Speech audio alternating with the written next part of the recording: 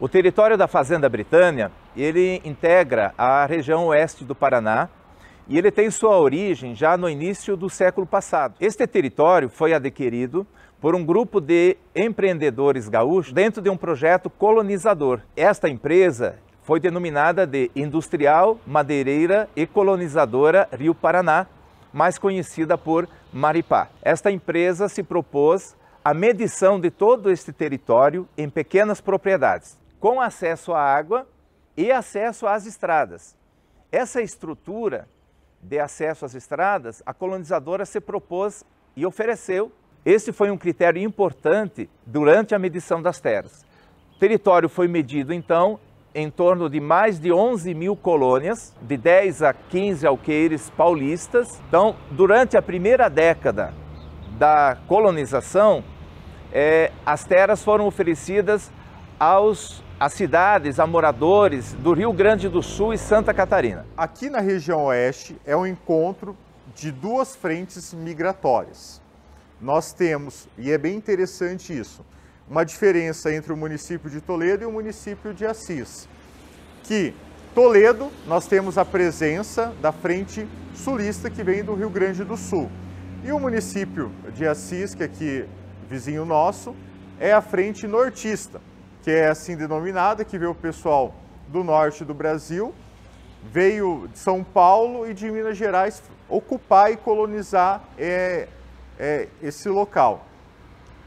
Toledo tem uma característica muito peculiar. Aqui nós temos uma grande concentração de imigrantes italianos e mais imigrantes alemães, até pela a característica e como se deu todo o processo que a Maripá fez a divulgação, principalmente na região sul do país. O que nós não conseguimos verificar durante esse processo de ocupação, aqui em Toledo especificamente, se houve conflitos nesse espaço, mas sabemos da existência de indígenas, e isso há os viajantes que comprovam que tinha presença indígena, a presença dos paraguaios e dos argentinos na obragem. As relações de conflito em relação à posse da terra entre a companhia colonizadora e a população nativa e com esses outros sujeitos que estavam explorando, essa é uma parte que ainda precisa ser pesquisado e desenvolvido, mas não tem documentação ou registro. Mas se você pegar os relatórios de província, os relatos de viajante e as cartografias, você vê toda essa presença da ocupação. Mas a comprovação do conflito, e sim, aqui em Toledo não há, nessa parte da Maripá, mas das outras companhias colonizadoras tem processos criminais, tem várias memórias, principalmente em monografias, dissertações e teses, que retratam esse conflito com os demais sujeitos, tanto com a população nativa, como também entre colonos e poceiros. A única terra que era legitimada, que não tinha conflito, não tinha problema de documento, era só a Maripá.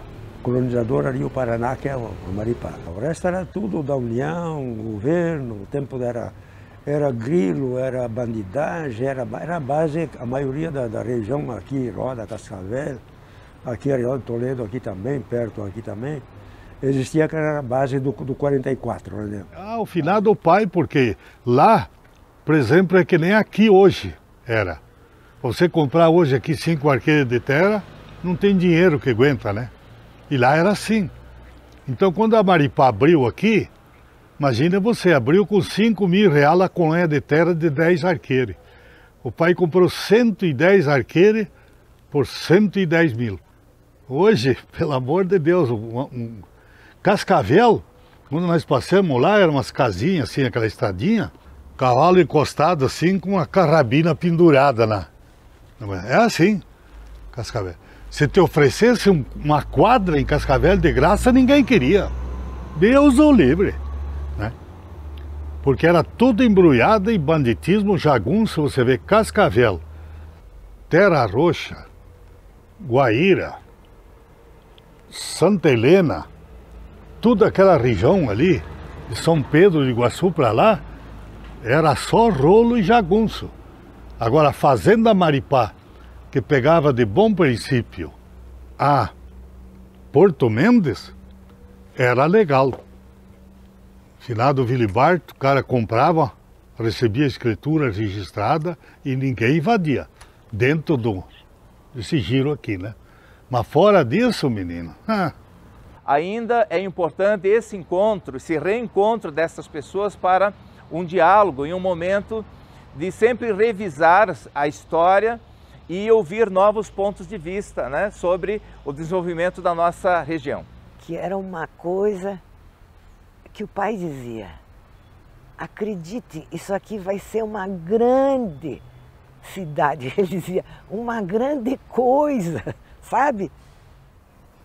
Então eu acho que quando eu fui convidada para trabalhar no Museu Histórico, organizar, que nós tínhamos que entrevistar todos os pioneiros que a gente conseguisse.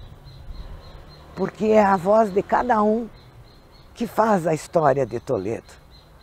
Eu acho que eles merecem nome de ruas, de logradoras, porque eles foram muito corajosos.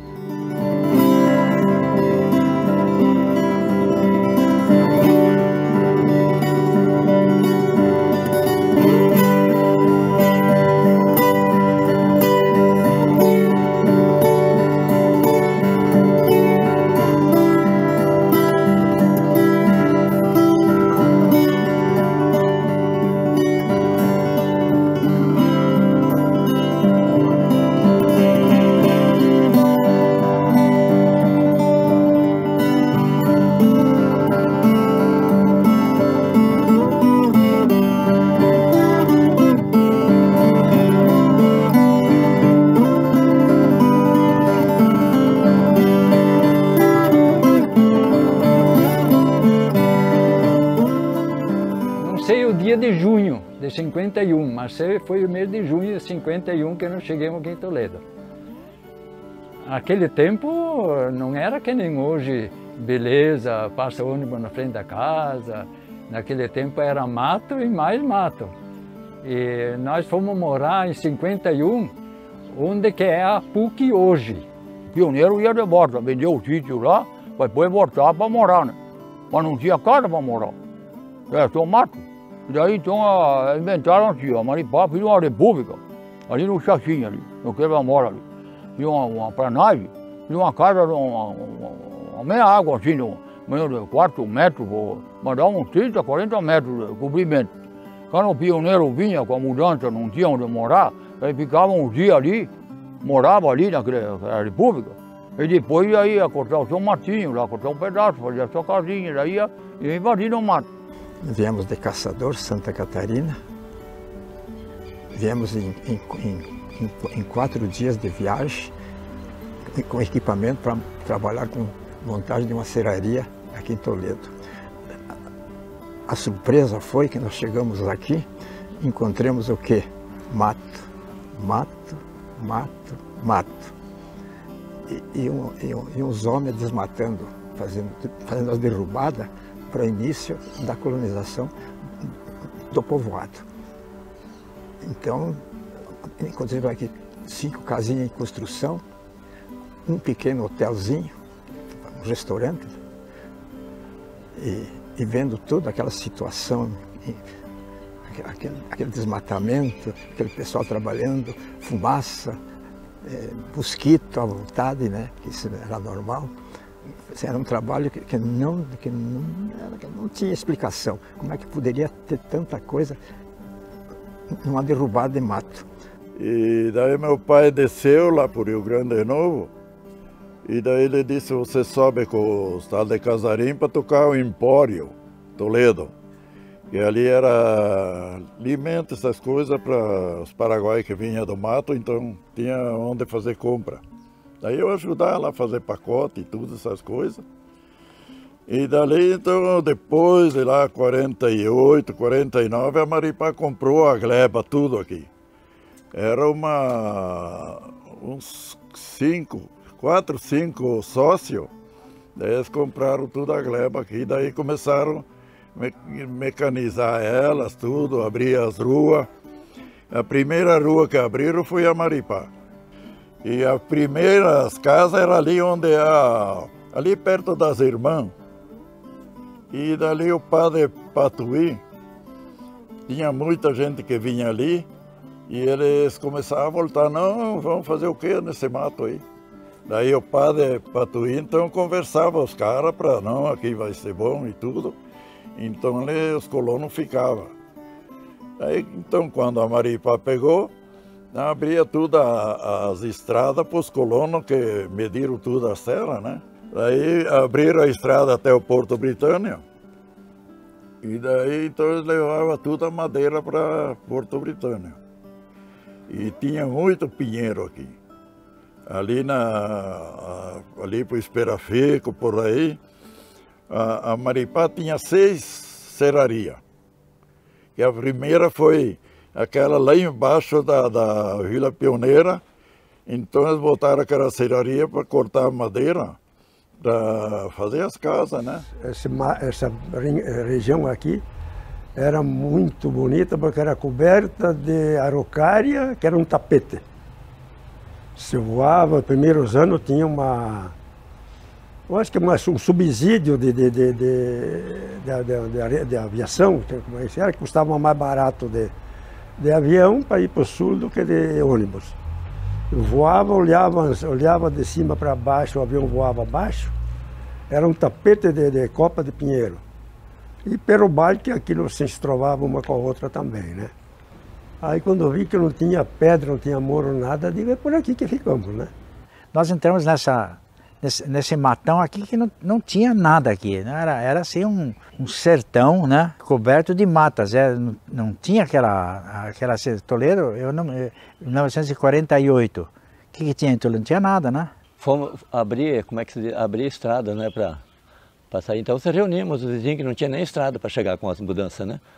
Daí foi reunido uns 7, 8 e todo mundo ajudou a fazer a estrada. E aí no meio disso aí tinha onde você colocou a maior parte, tinha um que ia ficar uns 4 quilômetros para baixo. E daí ele estava sozinho para fazer a estrada, não podia. Daí ele pegou e fez uma canoa, tinha um rio, cortou as madeiras que estavam por cima e acabou de levar a mudança com a canoa até no local dele, né? Então foi muito difícil, né? Na realidade não foi nada fácil, viu? Daí nós viemos em bastante turma, assim, com caminhão, né? Aí choveu bastante. Aí não subia os muros que tinha, né? Aí o pessoal que estava na mudança tinha de puxar o caminhão, né? Daí demorou 18 dias para nós vir aqui em Toledo. Aí tinha galinha, tinha porco, tinha vaca, nós trouxemos de lá, né, e tudo. E quando eu tinha 12 aninhos eu vim para cá. Mas foi sofrida, porque a estrada do Rio Grande para cá era no meio do mato ainda. Nós entolemos, andemos trechos a pé, na frente do caminhão que entolava, chovia, era frio. Do Rio Grande até aqui, nós saímos do Rio Grande o dia 7 de abril, de manhã. Chegamos ao dia 3 de abril, de manhã. Chegamos aqui o dia 7 na entrada do sol, Vila Nova. E lá nós entolemos na viagem, paremos num rio, não me lembro mais se foi o Iguaçu ou foi outro. Era só a remo, atravessava a balsa com a remo. Tive que subir bastante para o rio acima. E depois o rio era alto, fomos para baixo, quase caímos numa queda lá embaixo com a balsa. Não foi fácil não. A República lá não tinha telha em cima da casinha, não tinha porta, não tinha janela, não tinha grau para entrar. Foi enrolado um roliço, uma torinha do mato para poder entrar. Então o sogro veio para cá, né? Com uma picareta lá que estava querendo vender, né? E daí ele encostou aqui, né? Daí ele requereu 11 colônias, porque tinha 11 filhos, não? Um para cada um, não? E daí tinha o que fazer. Lá não tinha mais, tinha muitos lá que estão lá em cima de 2, 3 alqueires, e vai ser o quê, né? Então viemos para cá, né? Para ficar mais tranquilo. Nós entramos ali, né? Fizemos um barraco lá de 4 postes E daí cobrimos com folha de coqueiro, tinha muito coqueiro, não? Daí cortamos coqueiro e fizemos telhado. E depois cortamos os coqueiros no meio e fechamos as paredes, né? E depois o piso também, era chão batido. Vimos um pouco de pau de arara, um pouco de ônibus, de trem. Você sabe, vemos no trem, se chama Maria Fumaça. E Maria Fumaça aí, tu fica, já tá indo. E nós saímos correndo, fiquemos 15 dias na estrada. Cada velocidade ela tinha de parar, descarregar e carregar e sair aí. Fiquemos 15 dias. Hoje você pega o avião. E daí fizemos uma casinha coberta de folha de coqueiro, debaixo do mato, chão batido. Acabei, não tinha outra coisa. Aí moramos ali uns 6, 7 meses ali, fizemos um mato, plantamos milho, plantamos um feijão para comer, né?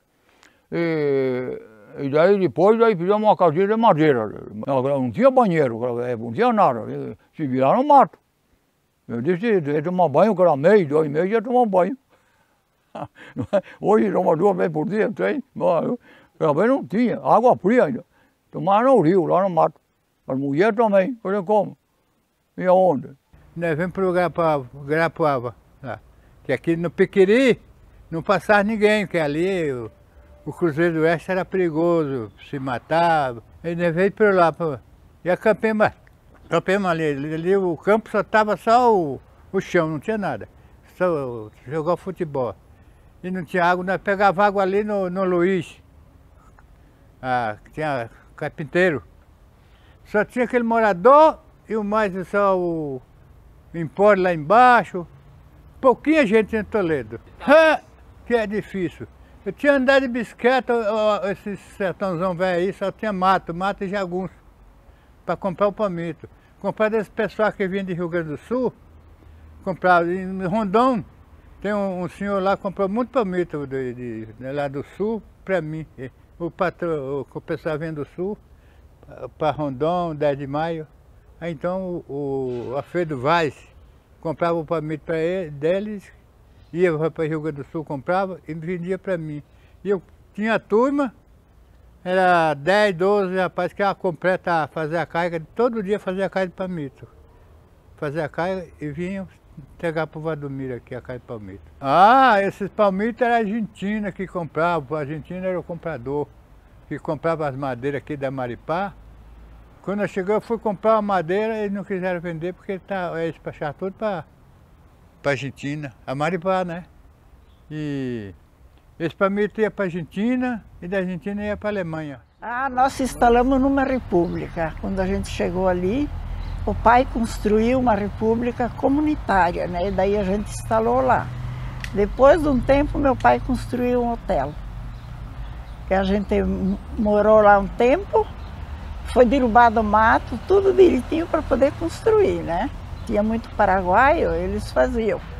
E depois de um tempo o pai vendeu, era ali no Belenzer, construímos lá na Avenida Maripá, outro hotel.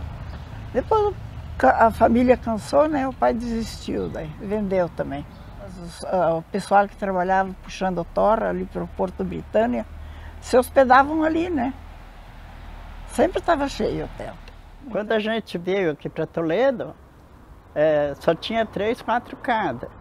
Tinha uma serraria, aí o meu pai, a gente veio numa carroça, a gente demorou 5, 6 dias para vir. Era puro mato nas estradas. Aí o meu pai fazia fogo, né, em roda da carroça para as onças não pegar nós. Porque a gente dormia em roda da carroça, né? Me convidou para vir, só com ele aqui tinha uma porção de Paraguai já. Depois encheu mais de 150 Paraguai que trabalhavam aqui no mato. Roçar, derrubar madeira, roçar, fazer roça, derrubada. Ninguém não pensava que ia ficar assim em Toledo, né? Que era puro mato, herbal e pinhal, que tinha mãe. Parece mentira hoje em dia, né? No começo era feroz, né? Porque trabalhava no mato e como que vai fazer comida, né? Aí era sofrimento no mato no começo, né? Tem que enfrentar tanta coisa que não era para enfrentar, não é? Eu me tornei, acho que o primeiro balconista aqui da cidade. Cidade não, do pequeno povoado que estava se fazendo. Né? E foi continuando, vindo para cá, vindo para lá, trabalha. O armazém cresceu, a população foi crescendo, o pessoal trabalhando, foi crescendo, abrindo ruas, construindo casa. E a gente ia convivendo com aquilo. E a vida aqui em Toledo era uma vida normal, de cidadezinha pequena, né? Quando nós chegamos não tinha luz, não tinha nada, essas coisas. As mercadorias todas, a maioria delas vinha da Argentina, né? Porque Toledo está ligado com o Porto Britânia. E o pessoal então que levava as madeiras lá para a Argentina, na volta eles traziam farinha, querosene, o sal, as roupas, tecido, essas coisas, traziam tudo aqui, deixavam no Porto Britânia e todo mundo daqui se abastecia por lá, pelo Porto Britânia, sabe? Então, quando às vezes o Rio Paraná enchia e não vinha, nós ficávamos tudo sem farinha de trigo, tinha que comer pão de milho. A vida era essa, comer de cidade é assim mesmo, né? E logo ali, perto do Linda Parque Hotel, tinha uma tribo de índios Guarani, onde eles chegaram assim, chegou no armazém, chegou assim, vai para Xepá. Eu fiquei olhando, o que é isso? Fiquei assim, vai para Xepá, o que é isso? Aí tinha um outro Guarani, quer dizer, perguntou como é que vai. Ah, tá. Aí comecei a entender, tudo bem. E como é que eu vou agradecer? Por entender. Isso em Guarani. Aí eu comecei também a seguir a linguagem deles, né? Tinha muito Paraguai, bastante. Inclusive tinha uns Paraguai que vieram morar na casa do meu pai, mas eles eram gente boa. A minha mãe tinha assim, chiqueirão lá, tudo, e eles ajudavam muito, sabe? Ali na Vila Brasil não existia Vila Brasil. A Vila Brasil que eu falo é pioneira. Depois, quando abriu ali, colocaram o nome de Vila Brasil. Hoje se chama Pioneira, né? Mas era só a Rua Maripá. Ali tinha do rio para lá, tinha muito casebre, sabe? E tinha Paraguai. Quase todos eram bailinhos, sabe? Que fazia aqueles bailinhos de casinhas ali. Fazia nas casas mesmo, aqueles bailinhos, e a briga corria solta, porque eles estavam com a cara bem cheia. Aí qualquer coisinha era briga. Tinha muito paraguaio que vinha aqui. Até, na realidade, eu tenho um amigo em Toledo, ele é falecido hoje, Lotário Brás. Ele era um dos agrimensores da Maripá, né? Então, eu construí um sobradinho para ele e ele vinha lá e contava todas as histórias da época, né? Então, os picadeiros dele eram paraguai todos. Os que brigavam lá no mato, né? Brigavam na foice lá e se matavam. E ele mesmo pegava, daí se reuniam lá e faziam uma cova, cortavam os taquaruçu e botavam por cima e fechavam, né? Pessoas, não tinha nem documento na época, era feito até isso aí, ó. Enterravam lá no mato de qualquer jeito. Não, isso era por tudo. Onde é que eles achavam um trabalho, eles iam trabalhar. E trabalhavam. Eles trabalhavam bem, os paraguaios. Precisava do recurso, então... Os paraguaios eram pessoas de confiança ali, porque eles procuravam fazer as coisas certas. Aí no lago, aquele lago que hoje é o lago de Ibabaribar, era um tremendo um banhadão, acho que tinha uns 10 alqueires mais ou menos, tudo banhado, água, e cercado de pinheiros, a árvore, tudo em roda. Esse mesmo chefe da Guarani, tal de Cabreira, me convidou para conhecer lá, ver os pássaros lá, bicho que via lá. Ai, vamos lá. E era para subir lá, todo mato, né? Tinha que subir. Fomos lá visitar lá um domingo lá. Chegamos lá, tá aquele passarinho, bicho, voando por cima daquele banhado, pássaro. Vamos subir aqui nós. Você vai ver, daqui um pouco começa a aparecer os bichos, tomar água, tomar banho. Tá? Então lá apareceu anta, jaguatirica, paca, veado, precisava ver o que apareceu para tomar banho na água. Se tomavam aquele banho, porco do mato, então tinha muito pinheiro, muito pinhão na região ali, era aquele barulhão danado. Eu fiquei admirado, tudo, isso aí. Aí também caçar aqui, você pode escolher, diz ele. Falava assim, né? Flecha. Não, deixa pra lá, eu não vou ficar carregando bicho aí, não. E o armazém foi crescendo, foi andando, até que construíram o Empório Toledo Limitado. Era só o Empório e mais um, era a única casa comercial de Toledo. Ali onde tem a Pernambucana hoje, né? Ali era uma loja por nome de Empório, né? Isso não tinha era só a estrada, buracos de água, né? Buraco cheio de água, né? As carroças de boi. Tinha, na frente ali, eu lembro até hoje, né? Tinha um pé de cinamão bem grande, né? E tudo que vinha do mato, algum que vinha de cavalo, amarrava os cavalos brigavam ali, né? Bem primitivo. Isso logo para cima da catedral ali, tinha roça de milho. Então, não tenho muita lembrança, porque eu era meio criança na época, né? Mas é isso aí, eu lembro dessas coisas, né? Uns já criaram galinha, tinha galinha para vender ovos e desse jeito, né? Faziam manteiga, vender queijo. Isso era um salva-vida. Às vezes, então, como que tinha a Maripá, eles tinham os caminhões que levavam madeira em Guaíra. Em Mendes, era nem Guaíra. Em Mendes, então, eles traziam as coisas de lá, traziam açúcar, trazia coisa da Argentina, trazia para cá. Então a gente, quando que ele sempre parava ali na Nova Concórdia, que tinha um botequim lá, então a gente comprava as coisas dele. Comprava o que podia comprar. Então, não era abundância de hoje, não. Nos domingos, para passar o tempo e comer umas frutinhas, nós íamos no mato. Só que nós tínhamos que ir sempre com o irmão junto ou com meu pai junto. Com o facão, com a espingarda, porque tinha muita cobra. A oncinha também estava. Era meio os cachorros e caçada no meio do mato, não. Era meio divertimento, não. Fazia selva e quando o bicho vinha comer, eu fazia na árvore, assim, um lugar para sentar. Aí eu esperava lá até que o bicho veio lá. Se obrigava, né? Porque todo tinha espingarda nas casas, né? Se aparecia uma corrida, as mulheres pegavam a espingarda e ia matar o bicho lá. Então era desse jeito, tem bastante história disso aí, né? Das pessoas, né? Sobrevivência, né? Mais era sobrevivência, né? Matava muita paca, né? Fazia ceva, matava paca e veado, né? Esse pardo, anta também, até anta. Comia aquele, parece um burro, né? Aquele bicho, né? Mas naquela época comia até carne de anta, né? Fazia charque, né? Porque não tinha geladeira, não tinha nada, era tudo no sal. A maior parte se repartia com esses vizinhos as carnes quando matavam um bicho grande e cada um guardava do jeito dele daí, né? Que era difícil até para isso aí, não tinha geladeira, era tudo salgado e secado, né? Quando nós tínhamos cachorro de caça, né? Aí eles iam para a roça, iam para o mato, os pardos vinham dentro da casa nossa, né? Aí nós pegamos um dia um bardo, né? Tinha bastante caça. Tinha cutia, tinha paca, tinha de tudo, né? E fomos se alimentando com aquela carne, né? Até que nós tínhamos os nossos porquinhos para carnear, né? Daí vinha meu compresso, assim, de um mato de barro, que eu derrubei pro meu pai. Daí tinha uma capoeira, assim, nova, né? O mato cresceu de novo.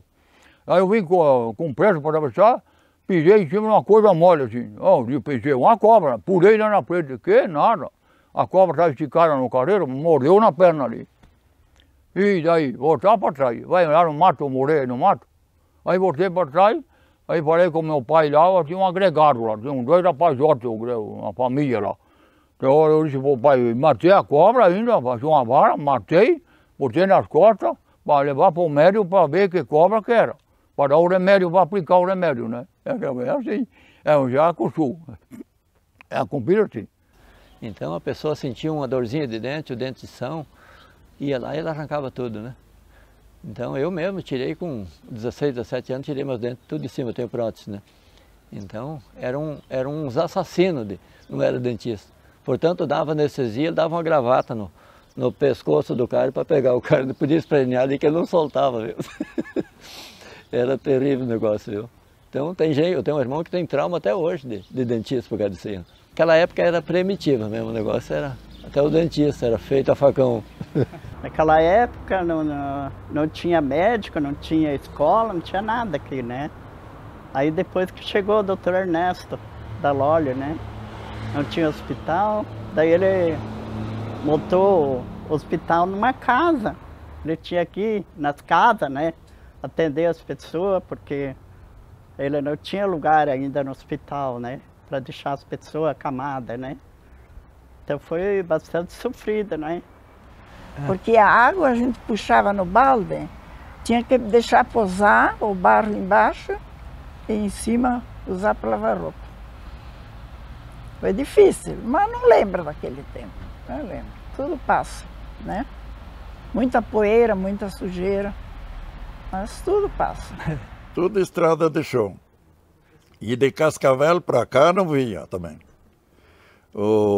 Quando tinha que trazer o mantimento de lá, só quando tinha sol, senão os caminhões não entravam em Toledo.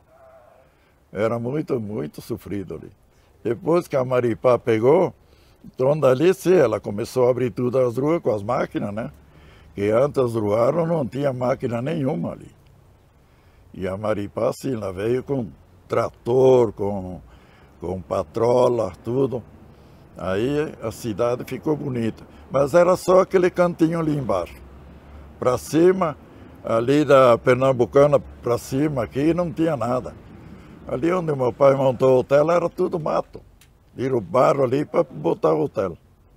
E para cá também era tudo mato. Era uma semana cada casa fazia.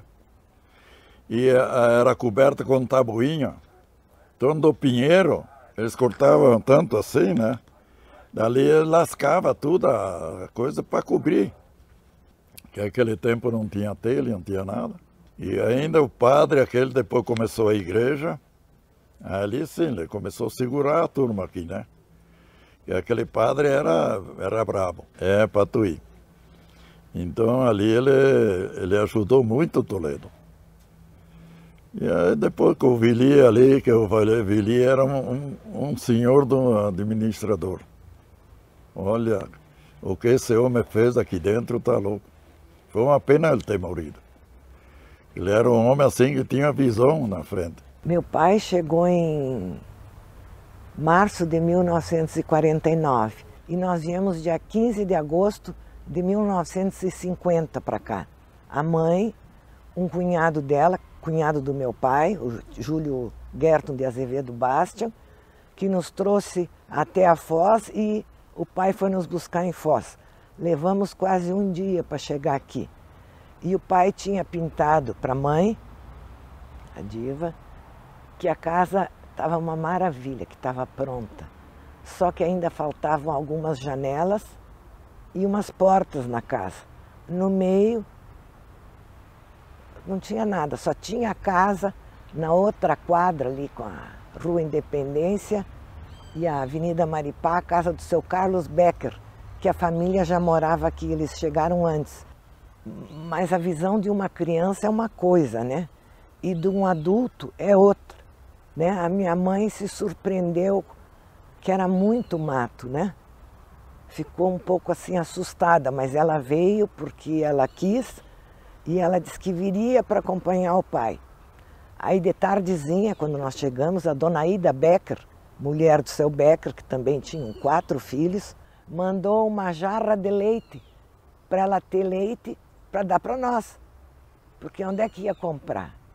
Aqui não tinha nada. Aqui em cima tinha a nossa casa, que era ali, e lá na outra quadra do seu Becker. Lá embaixo era uma incipiente vila. E essa rua aqui, a Bento Munhoz, eles tinham passado o trator aqui todo no pátio e deixaram as árvores todas ali, onde seria a Bento Munhoz da Rocha, a rua, né? Então e puseram fogo para queimar o que tinham derrubado, né? Como as casas aqui no início eram cobertas de tabuinhas, encheram tambores com água e uma caminhonete ficou aqui na frente de casa caso alguma fagulha fosse no telhado da casa, porque era madeira, né? Poderia queimar tudo. Então a gente ficou com aquela impressão assim meio violenta, né? Porque nós viemos de Porto Alegre para cá. Ele falava bastante do Vilibarte ali daqui de Toledo, mas ele se admirava a coragem, a força e o ânimo que eles tinham para trabalhar, para enfrentar isso. No meio do sertão, com bota no pé, bombachinha, casaco fechado, porque o mosquito tomava conta. Ah, era um pai. Para mim era um pai. A gente trabalhava na casa dele, de doméstica. Ele era um homem quieto, ele quase não conversava com ninguém. Mas era muito boa pessoa. Os dois, ela também. Ela parecia uma mãe pra gente. Dona Diva, a esposa dele, era muito querida. O Vilibarte também era um alemão muito responsável, porque eles compraram essa gleba Maripá em 3 de Porto Alegre, né? Que compraram. O Vilibarte era um cara bom. Falou pro finado pai, mas pegue 200, 300 arqueiros e me pague quanto você puder. Mas o finado pai tinha medo de dívida, coitado, né? Sabe, aqueles gringos, certo, né? Não, vendeu as terrinhas lá embaixo e pagou 110 e nós ficamos no mato, né? Aqui era plantado, no começo dos anos, era plantado só milho, mandioca. Soja era só para fazer, se colhia um pouco de soja, para fazer lavagem para os porcos. Porque naquele tempo não existia ração. Eu mesmo criava porco solto, porco alongado, a enxiqueirava, quando engordava, uma parte pisava com um jolo ou com um quebradorzinho para fazer a mandioca. Então se dava mandioca e a soja era só para fazer lavagem. A entrada de Toledo era só Maripá. Não existia outra entrada de Toledo, né? Era Maripá e daí ali na ponte, eu tinha comentado com você, né? Tinha tipo um ferro que eles controlavam os caminhoneiros e as pessoas que chegavam aqui. Então tinha um fiscal ali que fiscalizava isso aí, né? Então a entrada era só ali, né? Daí meu tio, era o tio Antônio, ele era o mais velho de 8 irmãos. Ele estava aqui em Toledo, eu não sabia. Aí eu fiquei uns dias no hotel, meu tio que me mandou conhecer Toledo, ele me deu um bilhetinho, tu vai conhecer uma loja lá, Ivo Welter. Ele me recebeu na porta, ele era assim, uma pessoa que recebia as pessoas na porta, já na entrada. Tá bem, vai uns dias depois tu volta aqui. Tá, depois de uns dias eu voltei para lá, daí ele falou, pode ficar aqui e trabalhar com nós. Era 53, fiquei lá até 92. E quando eu fui caminhoneiro, daí uma viagem, eu peguei em Curitiba cigarro, farinha de trigo, cerveja e açúcar. E na volta, quando cheguei em Cascavel, começou a levantar o tempo e quando entrei na estrada de Cascavel para Toledo, peguei chuva. E quando cheguei aqui no topo do Rio Toledo, encorrentado, não subi. O caminhão não subiu.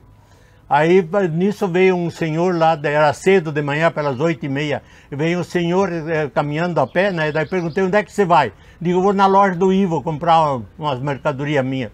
Digo, fala para ele que eu estou aqui embaixo e não consigo subir, que ele tinha um jipe já, né? Que ele venha de jipe me rebocar. Daí engatemos o jipe e daí consegui subir. Quando encostei na loja, chuva, deu chuva. E logo depois encostou o Dr. Ernesto, ele era prefeito já, com uma perua Ford. Daí ele perguntou, o que é que vem nesse caminhão? Aí o Ivo falou, cigarro. E aí o Ivo só falou, Bervino, te esconda que você vai preso, que você estragou toda a estrada. Fiz valeta fundas, né, de uns 40 centímetros as valetas da subida do Rio Toledo, era tudo chão, né. Daí ele, toma, faz o seguinte, me tira um pacote de cigarro debaixo da lona. Você vê o que é o vício, né. Daí eles tiveram que abrir o caminhão, a lona e tirar um cigarro Hollywood. Logo depois veio um moreno lá, chamado Manuel. De serviço vivo, o seu Willy Bart mandou buscar uma carteira de cigarro, eu soube que veio o cigarro. Mandou dinheiro? Não, então não leva. Teve que, daí ele voltou, veio com dinheiro buscar o cigarro. Você veja o que é o vício, né? O Ivo não vendia nada fiado, meu irmão. Ele tinha uma placa fiado só amanhã. É difícil aquele tempo, mas é melhor para viver, não é? Que não tinha nada de se preocupar. Só trabalhar e comer e assim vai. E hoje em dia não. Hoje em dia o salário não chega para a gente viver, não é? Desenvolveu aqui uma agricultura de subsistência, onde os produtores produziam praticamente tudo o que precisavam dentro da sua propriedade, né? E a colonizadora se propôs a adquirir o excedente, né, dessa produção. E com isso, a agricultura de subsistência, ela seguiu firme até os anos 60, 70, até a chegada da mecanização agrícola. Eles vinham para o meio do mato, faziam uma barraca, um rancho, derrubavam um pouco de mato e depois é que traziam a família, os filhos, né? E eu acho que as mulheres deviam se assustar muito. Porque tinha muita cobra, tinha muito bicho, muito pernilongo, borrachudo. Foi sofrido. Ele era o nosso pai, era ótimo, né? Era enérgico, exigia, assim, boas notas, exigia que a gente conversasse com todo mundo, que se desse com todo mundo. Tinha normas, sabe? E depois que a gente viu, pôde entender o que ele veio, ele e a mãe vieram fazer aqui.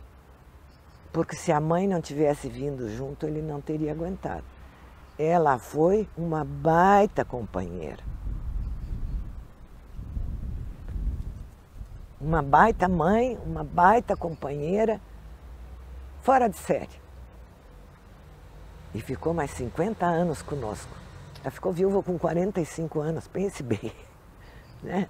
Ele tinha 55, né? Então, foi um baque muito grande para todas nós. Aí a nossa vida virou de perna para o ar.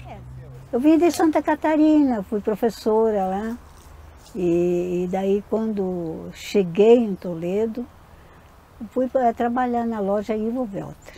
Eu não tinha nem idade para ser professora, mas eu sempre fui uma aluna dedicada, estudiosa, e então eles vieram me procurar. O Clécio disse, nossa, aqui está uma escola novinha em Folha, era o Moraes Rego, tinha recém-construído. E aí então a escola novinha aqui, precisando de professoras, e você aqui dando troquinhos, eu estava no caixa, né? Daí eu comecei a trabalhar como professora, estou aposentada como professora também, né? Fizemos muito trabalho aqui, até Guaíra nós íamos, tempo que o Dr. Wilson colocou 2 professoras no Moraes Rego em meu lugar, porque eu tinha experiência e me conheciam vizinhos e tal. Ele disse, não, você vai ter que sair por esse interior para orientar os professores. Então eu comecei um serviço muito bonito, eu gostava. Nós íamos em todas as escolas de toda essa região, de Toledo para lá. Nós visitávamos escola por escola, dávamos as orientações,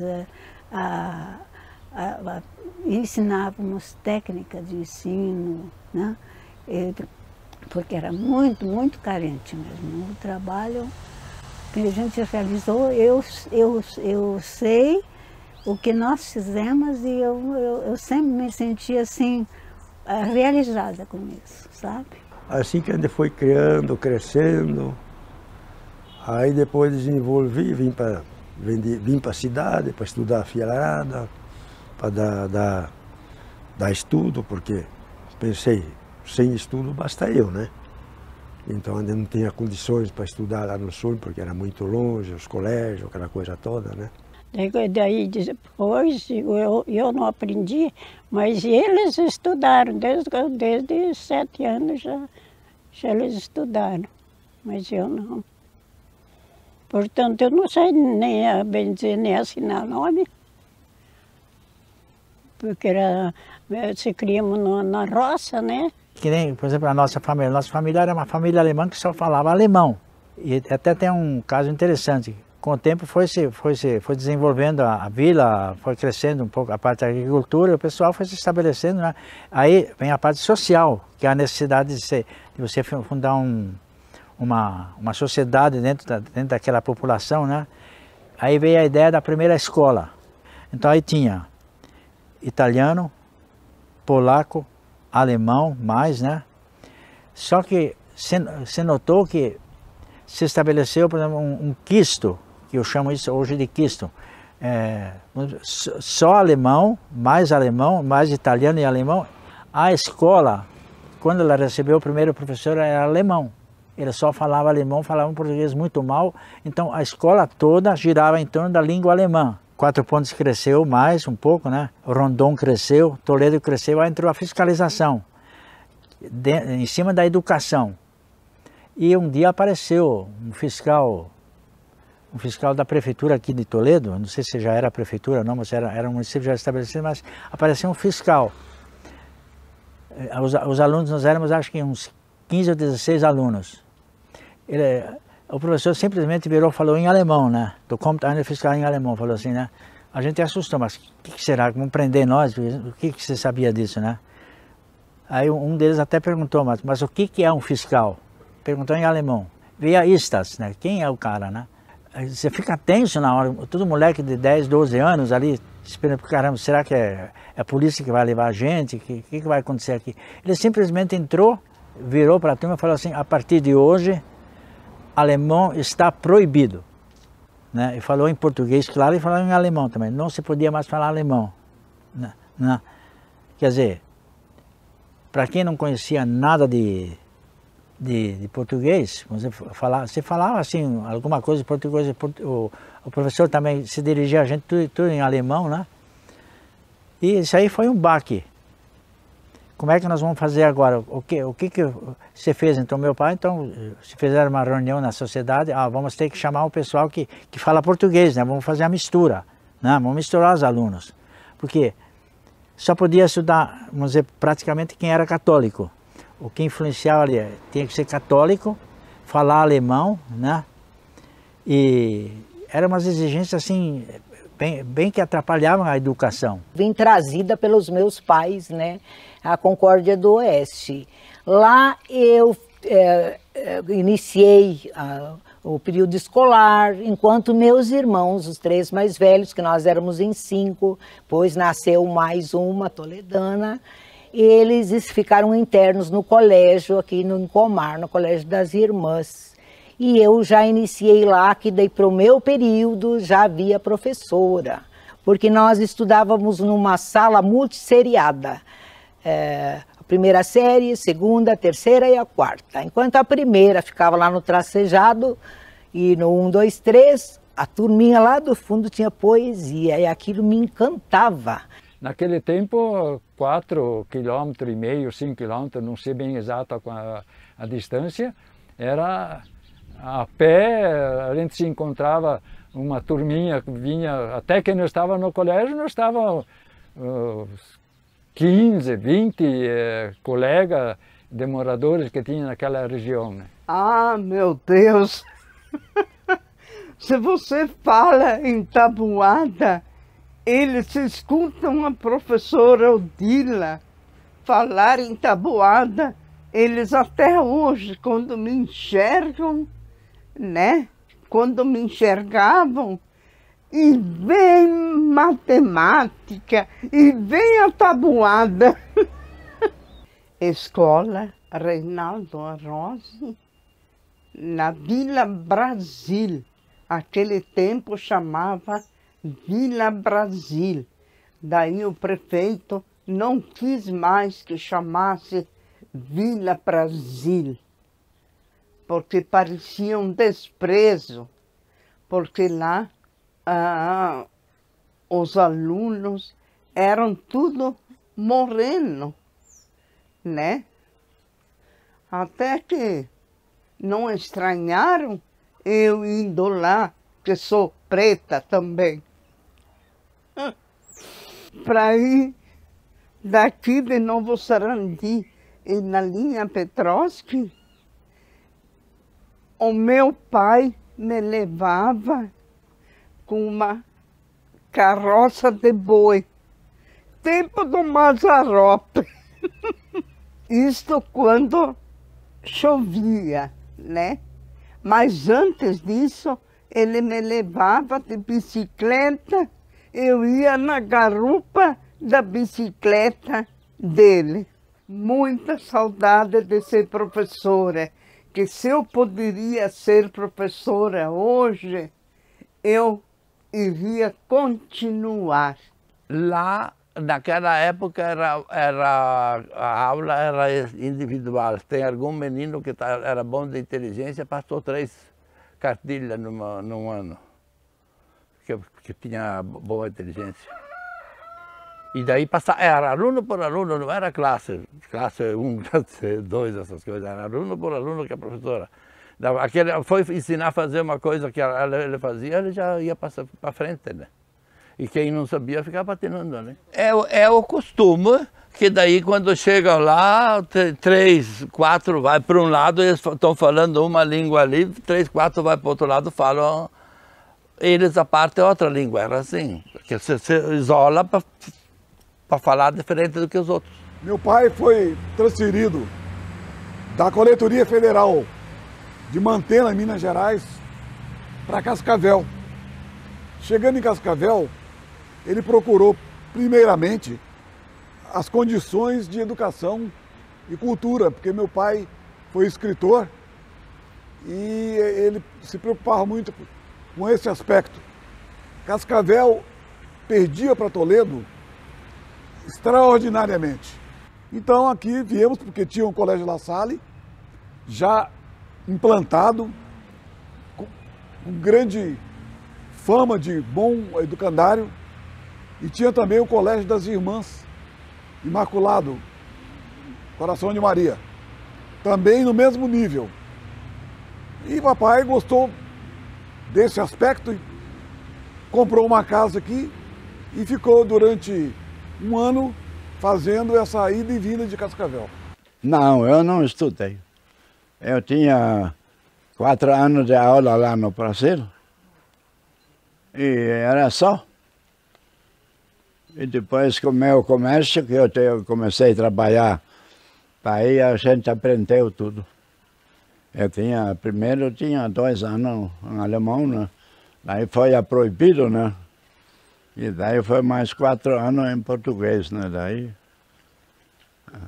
a conversa ficava boa, né? Aonde a gente escrevia para aprender o ABC, era uma lousa era uma lousa de pedra, né?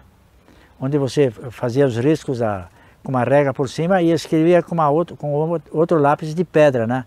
O professor colocava lá na pedra, você tem que copiar o azinho lá acima dessa lousa, né? E depois por isso que não se tem memória dessas. E às vezes você ia para casa, né? Fazia a lição em casa e por um azar, quando você punha dentro da mala, ela em contato com outro papel, ela apagava, né? Não, o professor não queria saber, era vara no cara. A educação dentro da região era muito fraca, né? O que você podia buscar? Você não ia buscar um aluno que tinha colégio, que tinha ginásio. O máximo que você conseguia dentro da educação do município era talvez um 4º ano, né? Quando o aluno vinha então para o colégio, não, eu tenho até a 2ª no primário. Não dá. Eles não pegavam, né? Eu tenho até a 3ª série. Também não dá. Aqui é 4ª série para cima. E esse era o trabalho dos recrutadores, que eles corriam os colégios todos, né? Faziam a seleção dentro das escolas municipais, né? E pegavam os melhores, logicamente. Aí entra a parte familiar, né? Entra a parte religiosa, entrava a parte econômica. A gente só não entendia por que eles não recrutavam as mulheres na época. Isso era uma resposta seca. não trabalhamos com mulher, é só homem. Porque ali o homem era o maioral na colônia, era o maioral para fazer força, era o maioral para fumar, né? Isso aí era toda assim uma pompa atrás do homem, né? do sexo masculino. A mulher fumar, pelo amor de Deus, viu? Era considerada, vamos dizer assim, era rejeitada até pela sociedade, né? Hoje o La Salle é um colégio misto, né? E eu fico satisfeito de hoje, por exemplo, ver a mulher dentro desse trabalho todo, né? Que isso é um mérito dela. Na época foi meio difícil, porque quem tinha dinheiro para mandar os filhos estudar, mandava, né? E quem não tinha, é tipo hospital. Quem tinha dinheiro para ir para o hospital, e quem não tinha, fazer o quê? Não tinha o que fazer, né? Uns que, se não fosse o Campagnolo, teve uns irmãos meus aí que não estaria aí hoje. Porque o meu pai ia lá, olha, eu não tenho dinheiro hoje para... Traz aqui, depois você vai trabalhar e vai vir aqui me pagar. Ele era assim, o Dr. Avelino Campagnolo. Ele era uma pessoa muito... Ele era enérgica, mas é uma pessoa boa de coração. E mais tarde, né, o diretor da empresa, nós precisamos construir aqui uma tipografia. Para mim foi uma dificuldade tremenda, porque nunca tinha ouvido falar em tipografia, que para mim era um... Mas, com o tempo, né, eu fui achando que, pegando conhecimento, que me tornei empresário da própria tipografia. Em 1950, eu acabei negociando a impressora, onde que saiu a Sul Gráfica Limitada, editora. Você lembra, Maria, quando a luz era a motor? A motor. Lá embaixo, na Maripau, acho que era, na Maria. Bem, me lembro. Estava meio dentro da rua, assim, então ela ia só até as 10 horas da noite, no começo. Aí desligava até às 6 horas da manhã novamente, para não gastar muito óleo no motor, né? A primeira festa foi até o Padre Fatui que veio fazer para nós. Mas foi eu uma só. Depois, de vez em quando, a gente fazia sempre todos 2, 3 anos, conforme vinha o povo. Era o único padre que nós tínhamos. Ele que começou o seminário ali da coisa. Meu velho ajudou a derrubar mato lá para limpar o corpo. Era muito amigo ele. Ele era muito bom. Se, por exemplo, ele sabia que uma família precisasse dele, ele saía daqui e ia lá naquela família dar assistência para a família. Era muito bom. Mas 10 de maio, porque o Miquel Teves, que era o nosso conhecido, né, lá do Rio Grande do Sul, que vendia as terras, ele daí vendeu para 10 de maio, porque 10 de maio só era para entrar católicos, nem uma família de outra religião. Então, a gente veio aqui e ficou aqui. A igreja naquela época foi construída com muita dificuldade também, uma primeira igreja. Aí, como se diz, eu fui um que batalhou bastante, pertencia à diretoria da igreja, com a comissão de finanças, aquela coisa toda. A igreja evangélica lá em cima foi demolida. Sim, aquela foi construída nova. E a outra era só de madeira, depois da católica não fizeram outra. Acontece que sim, caiu o estuque de cima, e daí eles tinham medo que caía em cima dos infiéis. Dos fiéis, dos fiéis.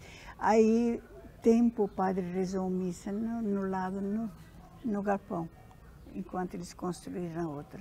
Mas caiu. Caiu o estuque de cima, o forro, né, de gesso. Mas que sorte que não tinha ninguém lá, Não tinha ninguém dentro, mas podia, né? Mas podia Estava ter. rachado. A destruição da nossa primeira catedral, aquilo foi um crime contra o patrimônio histórico. Querem construir, construam, mas em outro local, com tantos terrenos, né? Que Toledo continue aprazível como ele é. E aquilo, engenharia, sei lá, que quem condenou, que pediram que não tinha conserto. Aí o padre, o vigário, cara daquela época, a diretoria era outra. O presidente e mais o pessoal da diretoria resolveram derrubar, demolir. Mas era uma igreja que não precisava demolir. Aí, para ver a verdade, como aconteceu, que as torres, existe até a foto, que as torres tocaram amarrar uma patrola, uma máquina, para poder engatar um cabo de aço para tombar ela, porque não queria nem tombar, né? De tão bem alicerçada que estava, né? O senhor aí, cinema em Toledo, outro problema, cinema. Mas como assim, cinema aqui? Isso aí é loucura. E eu já estava estudando como é que se projetava um cinema, como é que era um filme, como é que era isso e aquilo. Aí o Lorival, que ele trabalhava na Maripá, pois vamos montar um cinema aqui, vamos dar um jeito, vamos arrumar um projetor aí e tal. Foi para São Paulo, trouxe da RCA Vito, 8mm. O Lorival Mendes, né, ele trabalha na contabilidade da colonizadora, chamavam colonizador naquela época. Né? Então aí diz o Lorival, e eu como trabalhava no balcão ali, tá, você entende esse negócio de cinema? Eu já li sobre esse negócio, o Lorival vem com essa máquina, instala aí, mas o Lorival aqui, mas a luz era motor, a lâmpada para projeção, ele trouxe uma lâmpada de 1000 watts, mas aqui, como é que não pôr 1000 watts aqui se o motor o motor não vai aguentar, vai apagar. Puxa, mais um problema, Zé, mais um problema. Então vamos usar uma lâmpada de menos. Pediu lá para os técnicos, mandaram uma lâmpada de 500 watts, tá? Instalaram a máquina, uma tela de 3 metros por 10, 3 por 10, né? Em cima do Café Imperial aqui. Em 1949 funcionou o primeiro cinema em Toledo, que eu acho que era o único na região aqui, 8mm, né? Estava lembrando o nome do filme, Império da Desordem. Do faroeste americano, né? Todo mundo ficou empolgado. Oh, muito cinema, muito. Depois que nós mudamos lá para o outro hotel, aí ficava prático, né? Muito, muito. Todo final de semana a gente ia assistir o filme. Porque aquela vez eles vinham lá uns 15, 20 quilômetros a pé para vir assistir ao filme que vai ter. Eu trabalhava na eletricidade, consertando rádio. Eu entrei no departamento de eletricidade da Maripá. Só tinha essa firma ali. E daí o meu patrão na eletricidade, na oficina lá, era o Otto Clajos. No porão eu estava observando técnico de 3 passos instalar a estação de rádio, a primeira, que está ali agora, só que trocou de nome, Colmeia. Ele instalou a Rádio Colmeia aqui no Café Imperial, de antigamente, né? Ele se mudou para Cascavel para instalar outra Rádio Colmeia em Cascavel. E depois, quando a Rádio Colmeia aqui foi negociada, eles trocaram de nome. Quando o doutor Campagnolo comprou, ele colocou Rádio Guaçu. E depois outra. Em 1950 saiu a Copa do Mundo, né? Você lembra, né? Aí o pessoal ali, a Copa do Mundo, transmissor, diz o Lorival, vamos usar o nosso amplificador aqui com alto-falante, vamos pôr na janela do Café Imperial para transmitir o jogo, né? O Brasil estava empolgado, que estava ganhando de todo mundo, né? Todo mundo estava, dizer que a rua ali, era uma estradinha ali, ficou cheia de gente para escutar o alto-falante retransmitido pelo amplificador do cinema e mais um rádio para sintonizar, que acho que isso era a Farroupilha de Porto Alegre, ou a Rádio Nacional, a Farroupilha, estavam transmitindo esse jogo. Né? Então, quando todo mundo empolgado, o Brasil campeão, que decepção. Eu e o Valdir Formigueiro, tinha algum que só cuidava a entrada, que pegava assim os bilhetes, né? Quando veio a concorrência, a turma da Maripá construíram o Cine Guarani, foi construído o prédio e eles fizeram um cinema bom, um som um pouco mais forte, né? Melhor.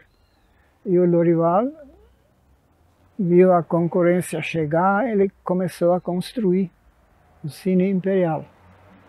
Fez um alicerce forte e pouco maior também, e foi instalado a aparelhagem, eu ajudei a instalar, né? 35 milímetros, e já vieram novas máquinas. Então eu ia nas vilas com o que era dele, máquina, tudo, há alguns anos. E comprei a máquina 16 milímetros do Lorival. Eu troquei de carro para uma variante. Para carregar, eu tinha que levar motor, porque no interior não tinha luz, né? Tinha vezes que não cabia tudo no salão. Era salão da cidade, da vila, né? Mas às vezes tinha pouca gente, como sempre. Só tinha um filme. Mas os Mazzaropi, os Teixeirinha e aqueles faroeste, os faroeste italiano. A colonizadora, nós precisamos fazer um jornal. E assim o seu Egon Berch, né, que era o diretor comercial, pois nós vamos dar um jeito. Você vê o que precisa, o que isso, o que aquilo, nós vamos, a colonizadora vai repor tudo, tá. E assim foi. Em 1953 saiu o primeiro jornal, o Oeste, montado tudo à mão, né, manual. Levamos quase 4 dias para fazer esse jornal. O jornal era semanal, porque para fazer um jornal manual tinha que ser semanal, né? Porque tem outros serviços que você não podia, tinha que atender. Então nós fazíamos assim, né? Quando a média de jornal era 600, 800 jornal. Depois de a gente montar o jornal, toda a chapa que imprimia o jornal, né? Você tinha que distribuir todo novamente nas caixas, tipo por tipo, para depois começar o outro jornal, a outra edição no caso, né? Então era problemático. Então, nós trabalhávamos às vezes, quando era para fazer jornal não tinha hora, começava lá às 7 horas e até 10 horas da noite. E naquela época a luz aqui em Toledo era motor, mas até às 10h30 tinha energia elétrica, depois escurecia. Aí com o tempo eles construíram a usina São Francisco aqui. Era de lampião, nos primeiros tempos, lampião a querosene. E depois, ultimamente, antes da energia vir, nós tínhamos lampião a gás, geladeira a gás, aquela TV pequenininha, bateria. Foi sofrido, porque a gente não tinha aquele ganho, né? Eu trabalhava por dia nas casas, eu pegava os filhos, punhava no carrinho e ia trabalhar na cidade, trabalhar por dia nas casas, para mim criar os filhos, mas criei, ninguém pereceu por fartas coisas, porque eu trabalhei, nossa. Eu lavava roupa aos outros, eu limpava a casa, eu pegava pedaço de terra para limpar soja, trabalhei de boia fria. E quando as crianças estavam grandinhas, eu dava enxadinha para cada um do lado do outro, carpindo junto com a mãe. Eu sei tudo quanto é serviço grosseiro, eu sei. Daí ele começou a trabalhar de pedreiro e eu ia ajudar. Porque ele ia arrumar ajudante, né? E às vezes não achava, estavam todos trabalhando, eu ia ajudar. Fazia o meu serviço de noite, eu passava roupa, eu lavava roupa, eu costurava de noite, para outro dia adiantar o serviço para mim ajudar ele. Tudo isso eu enfrentei. Graças a Deus eu venci. O cigarro, o fumo, ele foi descoberto, foi trazido para cá, acho que em 1950, por aí. Aí, não sei se a Souza Cruz já era estabelecida, mas ela incentivava esse tipo de plantio, né? E a região encheu dessa cultura. Tanto assim que meu pai ele era viciado nisso aí, como alguns meus irmãos, né? E a comunidade toda, eles tinham essa tendência do cigarro, né? E meu pai ele fumava muito, como outros muitos, né? Fumava demais, ele não fazia aqueles cigarrinhos de 10 centímetros, fazia aqueles charutos 15, 20 centímetros e fumava, né? É um dia quando se machucou, né? Foi mostrar uma terra para um amigo dele, se machucou no peito, né? E na época não tinha aquela... Em 1959. Aí não tinha aquela assistência médica, né? Puxa, você se machucou, vamos correr lá para o médico, né? Que era o Campagnolo ainda, né? Que estava iniciando os trabalhos dele na medicina aqui. Então não houve aquela assistência médica na época, né? Ele se machucou e largou para lá. Chegou em casa e falou para minha mãe, eu caí em cima de um toco e me machuquei. Isso foi em janeiro daquele ano. Em fevereiro, março, a coisa começou a piorar, piorar, piorar. Aí tivemos que forçar e levar ele para o Campagnolo aqui, né? Trouxemos ele para cá, quando foi tirado a primeira situação lá do corpo dele, o lado esquerdo estava condenado já, né? Estava todo branco. Curitiba também ficou um tempo lá, condenou, mandou devolver. Aí já era junho, julho daquele ano, 1961. Ficou no Campagnolo mais um mês, o companheiro falou, não posso fazer mais nada. Câncer. Já afetou os dois lados. Aí foi até novembro daquele ano, ele faleceu. Que para nós foi assim uma derrocada, né? Porque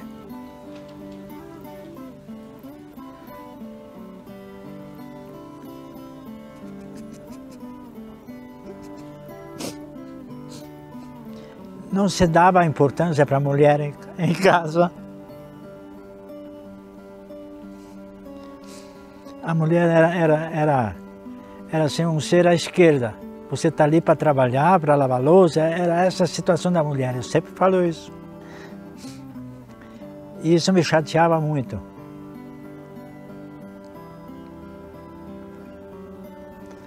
Então minha mãe não tinha, vamos dizer assim, não tinha palavra positiva. Tem que ser assim, eu quero daquele jeito. Não, é assim que tem que ser e acabou. Isso leva uma certa decadência da família, né? Eu sou obrigado a fazer porque isso que aconteceu com a nossa família foi a decadência de não se transmitir a pessoa que precisa do assunto.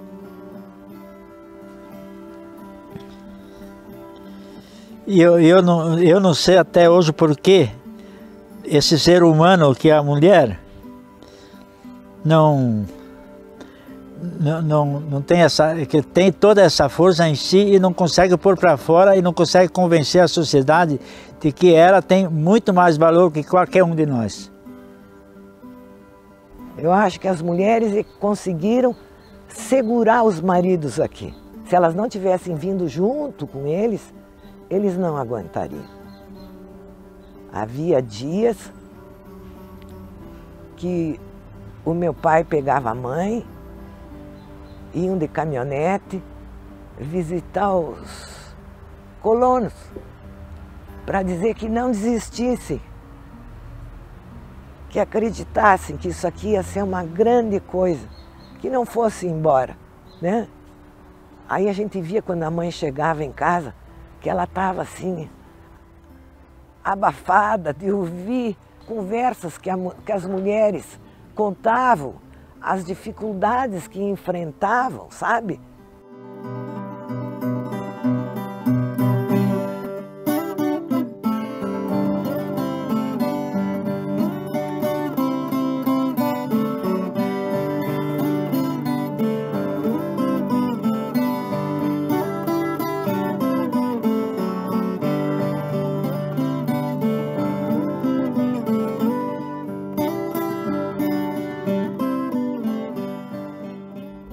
Daí, de noite ela começou, né, que ia dar parto, né? Aí o vizinho lá foi pegar o cavalo e foi atrás para a parteira, né? Ela atrasou, viu? Daí eu fiz o parto dela mesmo, sozinho. Quando ela voltou, já tinha ela dado banho, já tinha cortado o umbigo, tudo certinho já. Eu fiz mesmo. Tinha que fazer fogo para esquentar a água, para pôr a tesoura dentro, para cortar o cordão umbilical, né? Aquela vez não tinha fogão a gás, nada, tinha que fazer fogo. Eu escutei quando eles estavam, mas deu tudo certo. Não deu nada de infecção, nada. Eu tinha, acho que 11 anos, por aí. Quando que eu saí da loja, eu vi aquele barulho, que nem... De repente eu olhei assim para cima, eu vi aquele helicóptero. Gente do céu, eu não sabia que era um helicóptero. E eles viram que só tinha eu na rua ali. Só tinha eu, estava levando as comprinhas lá. Quando eu vi aquilo, eu saía disparada. Eu corri para baixo, mas corri. Tinha perninha boa, né? Corri, ele me acompanhando com o helicóptero. Eu cheguei em casa assim, sabe, quase desmaiei. Falei, mãe, tem os caras de disco voador aqui que querem me pegar. Daí ela olhou, deu risada, sabe? Ela falou, não, Neiva, esse é o helicóptero.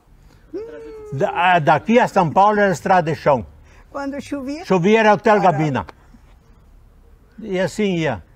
Eu cheguei a fazer 21 viagens num ano no Rio de Janeiro de feijão preto. E a loja foi construída tudo com o dinheiro do feijão.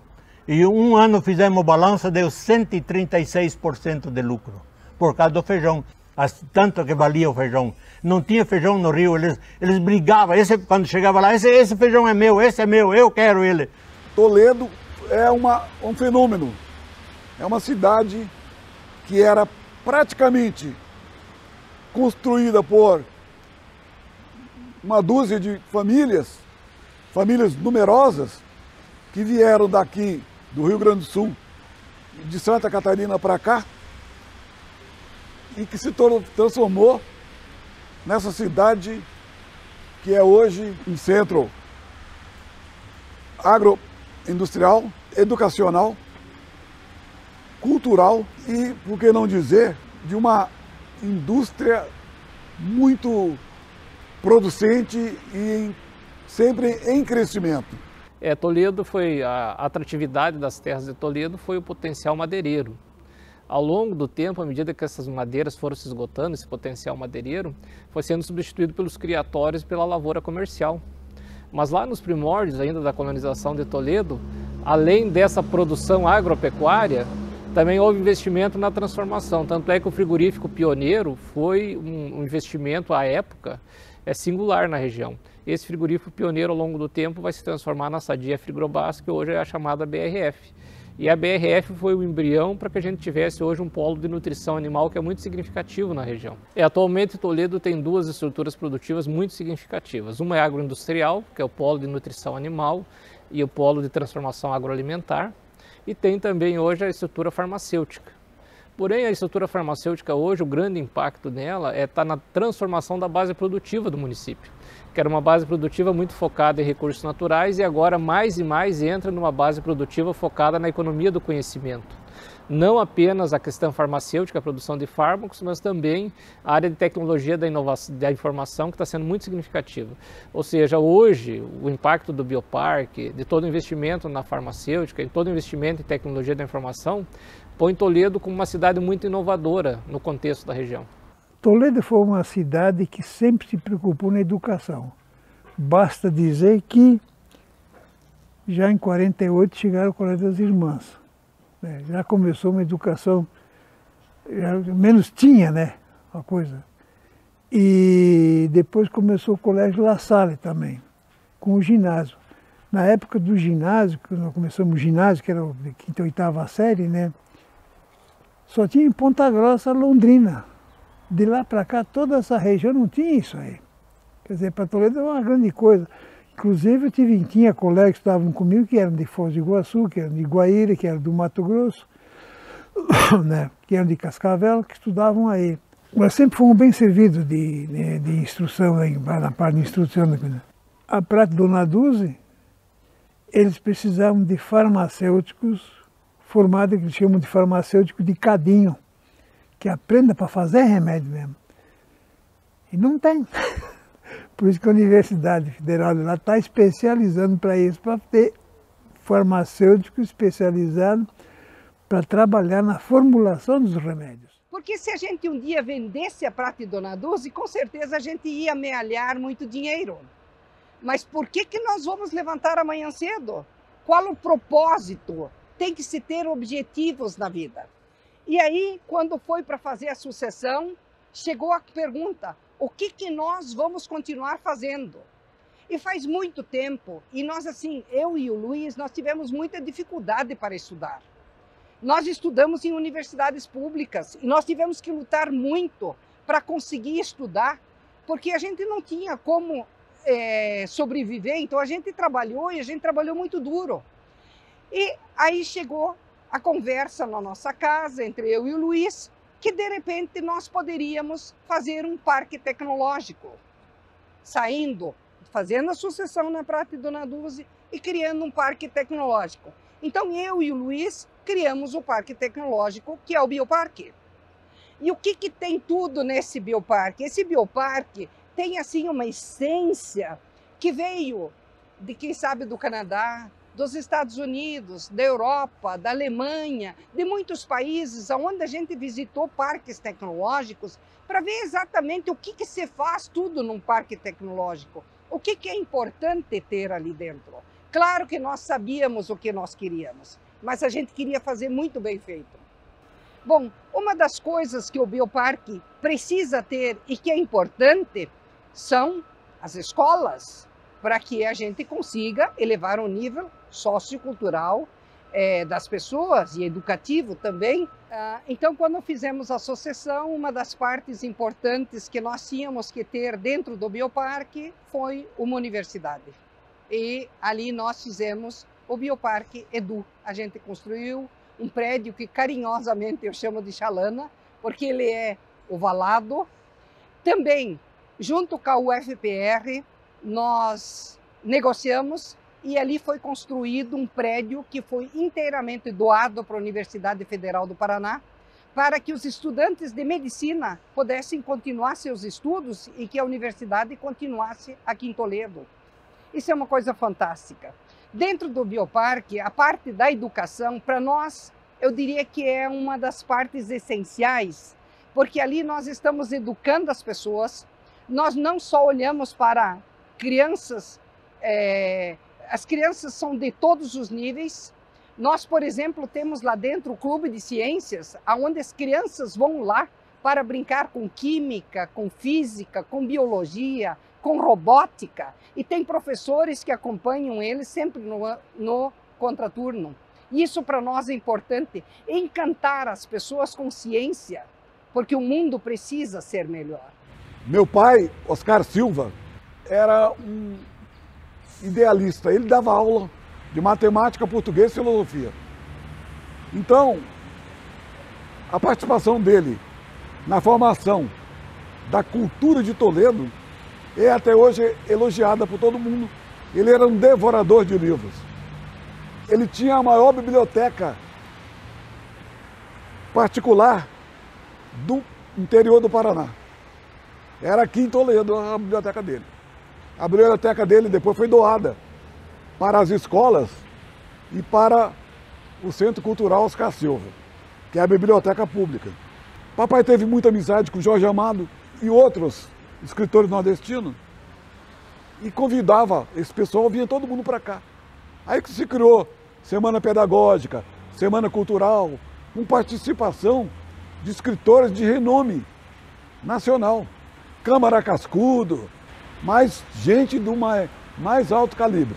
E esse título de Toledo, capital da cultura, veio justo naquela época, com o primeiro festim e concurso de contos, o conselho atuava, né?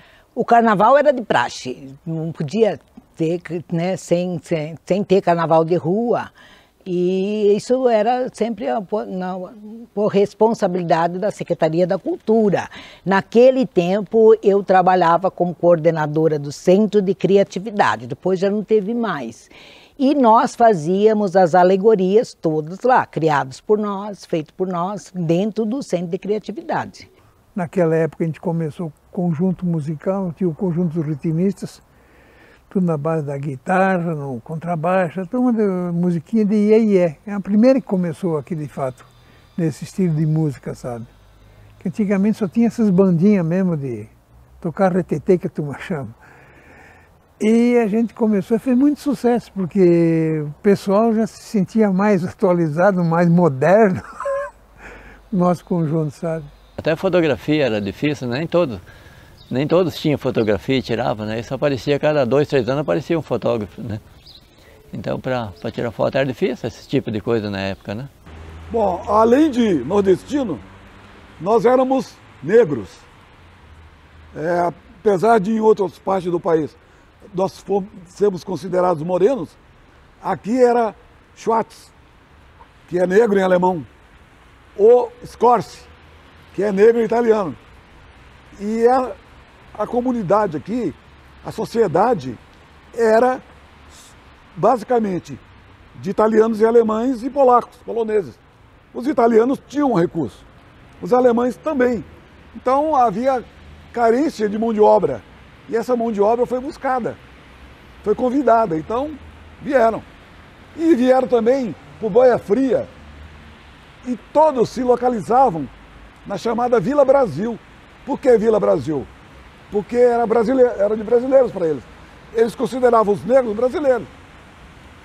E eles não se consideravam brasileiros. Eles, italiani e Deutsch.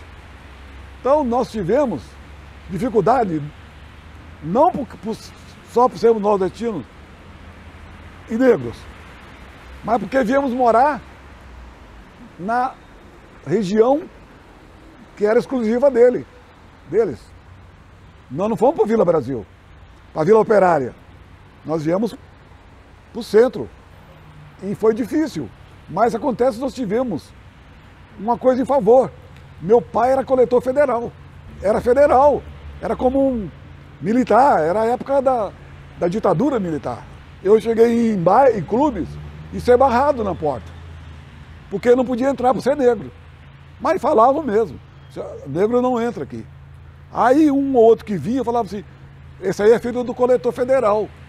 Ah, é filho do coletor federal? Ah, então pode. Para dançar, nós dançávamos, era um bicho, né? Tinha clube aí, nós dançava. E dançava mesmo. Não dá. Agora Rondônia era meio... Tinha aqueles balinas lá nós íamos, mas lá os alemães para correr. Na Schwarz.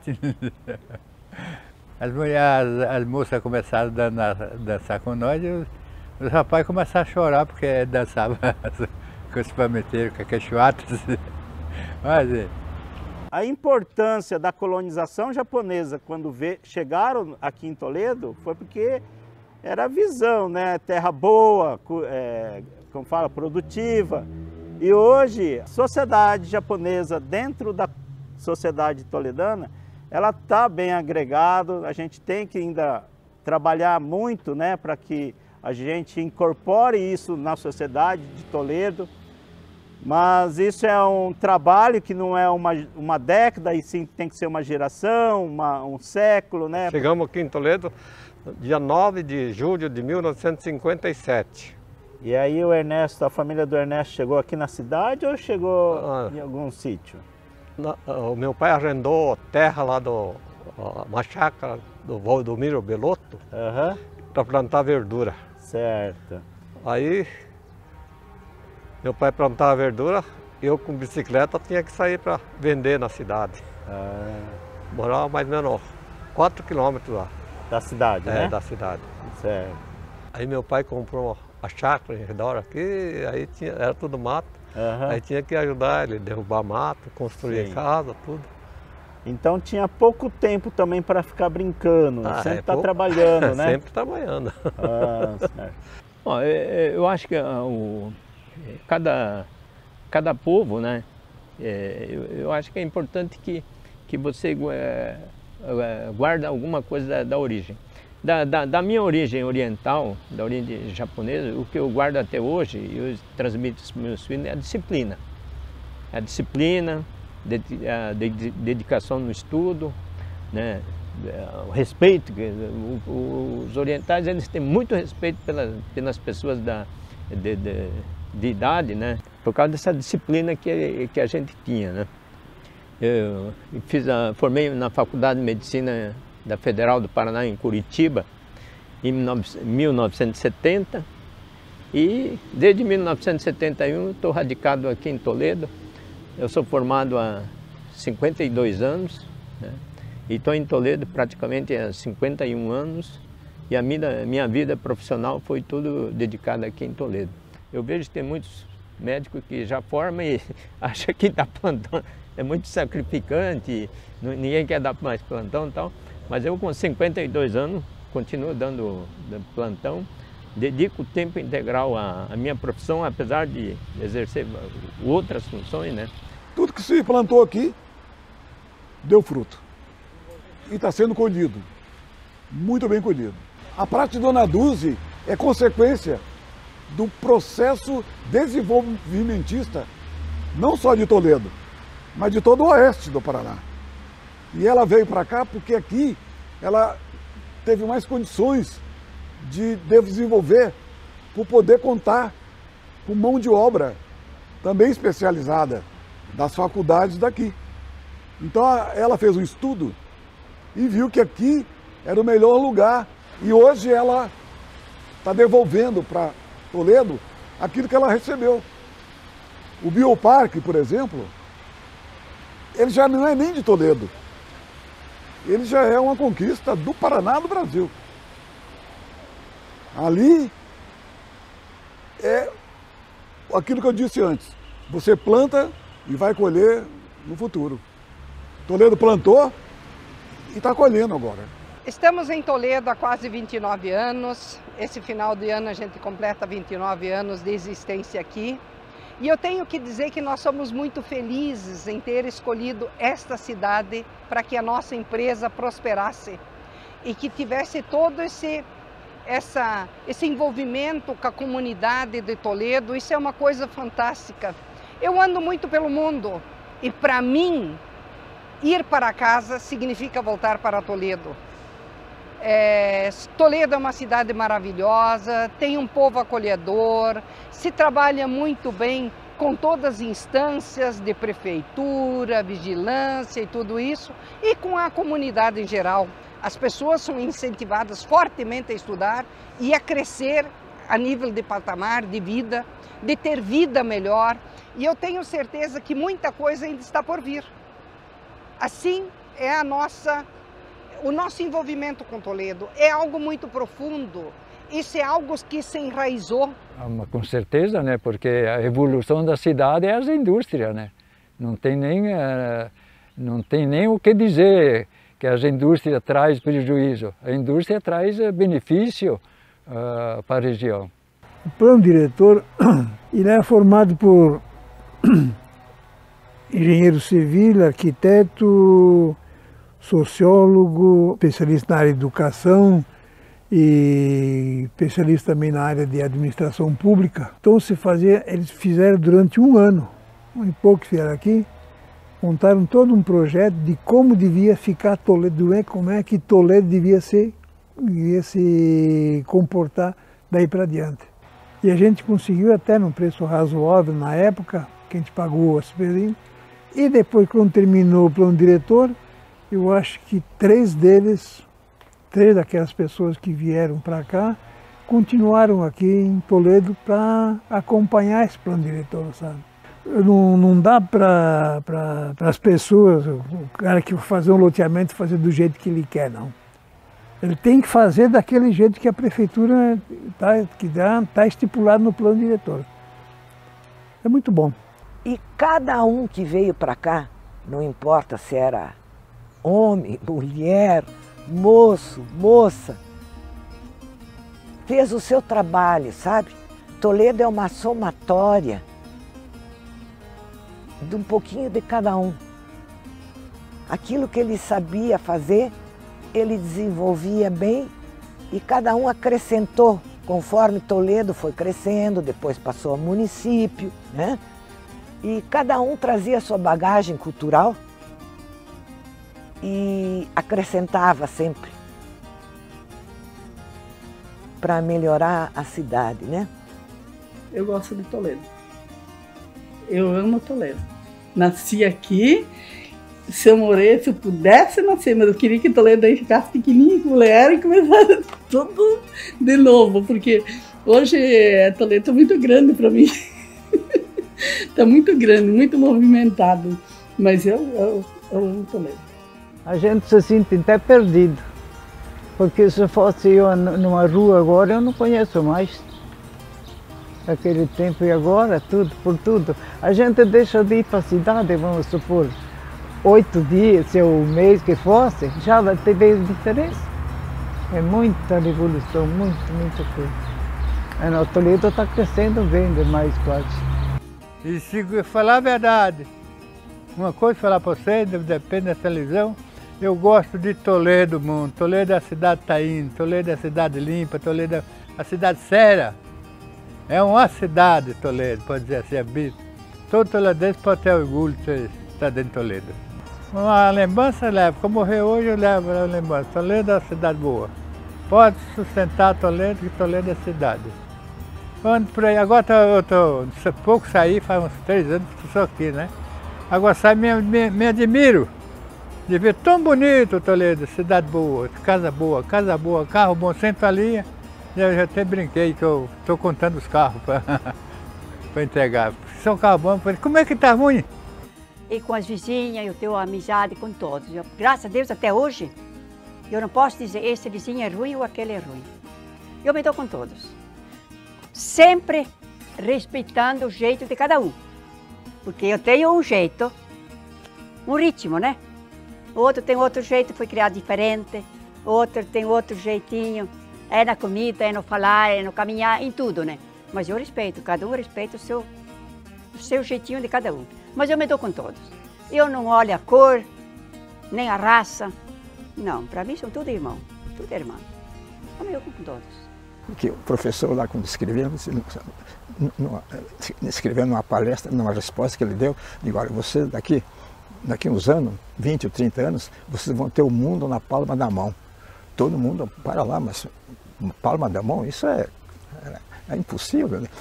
A gente que sabia que para fazer um rádio ou qualquer coisa precisava de muito material. Agora, telefone, palma da mão, isso aí não dá para acreditar. Porque hoje, por exemplo, mais um pouco, fala até com São Pedro, se for celular, né? Fala hoje, vê, por exemplo, eu vejo aqui, olho no celular, vejo lá a fazenda, lá onde tem os piá, lá no sul, no Mato Grosso, vê tudo, vê lá, por exemplo, vê na Itália, onde quiser. Eu tenho assim um amor muito grande por Toledo, já era para estar morando fora daqui, Cascavel, já com, aí vou morar em tal casa. Não, eu não quis sair do meu ninho, da minha cidade aqui, onde eu cresci, onde eu vivi, onde eu vi meus filhos crescerem. As árvores que vocês veem aqui foram todas a minha mãe, todas a mãe plantou. As pitangueiras,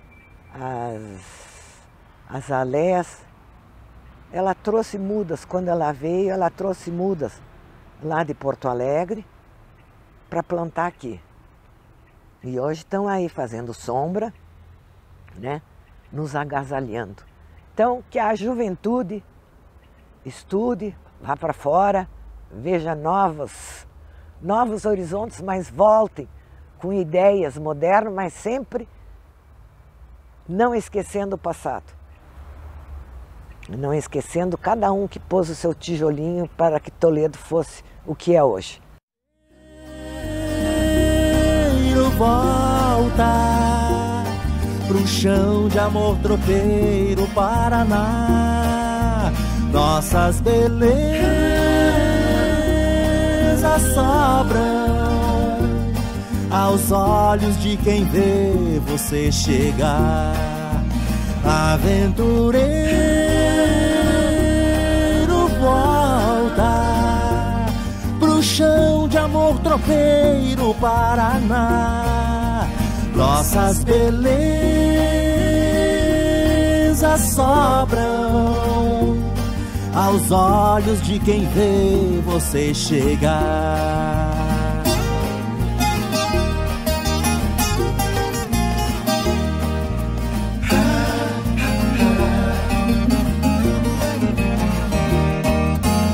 Para ser bicho do Paraná, é preciso aqui ficar. valorizando este chão, cultivando a plantação. Pra ser bicho do Paraná, é preciso aqui ficar, valorizando este chão, cultivando a plantação. Do milho nasceu o arroz, no tinido algodão. Na cor escura do café, fomos rei que nem Pelé. Pra completar a seleção, convidei sem avisar o soja pra ser campeão de plantio e exportação. Aventureiro, volta pro chão de amor tropeiro, Paraná. Nossas belezas sobram aos olhos de quem vê você chegar. Aventureiro, volta pro chão de amor tropeiro, Paraná. Nossas belezas sobram aos olhos de quem vê você chegar.